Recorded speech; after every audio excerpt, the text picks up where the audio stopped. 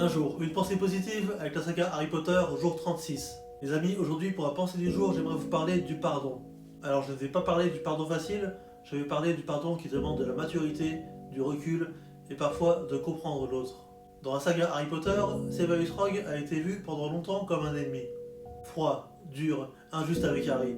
Pendant des années, Harry le déteste et on le comprend. Mais à la fin de l'histoire, lorsque Harry découvre le passé de Severus Rogue, son amour pour Lily, ses regrets, les choix qu'il a dû faire dans l'ombre, le regard de Harry change totalement.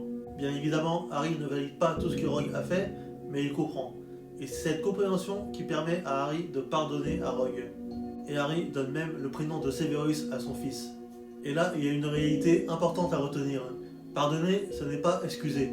Ça signifie arrêter de laisser le passé te contrôler. Dans la vie réelle, pardonner, ça ne veut pas dire oublier. Ça ne veut pas dire minimiser ce qui s'est passé. Ça veut tout simplement dire ne plus laisser la colère et la rancœur prendre toute la place dans ton cœur. Car au final, la rancœur fait plus de mal à la personne qui la porte plutôt qu'à la personne à qui on en veut. Pardonner, c'est se libérer soi-même. C'est s'offrir un peu de paix intérieure, même si on n'excuse pas, même si on n'oublie pas. Alors si aujourd'hui tu portes encore une colère, une blessure, un ressentiment, n'oublie pas que le pardon, c'est d'abord un cadeau que tu fais à toi-même. Et nous, on se retrouve demain pour une prochaine vidéo. Bisous.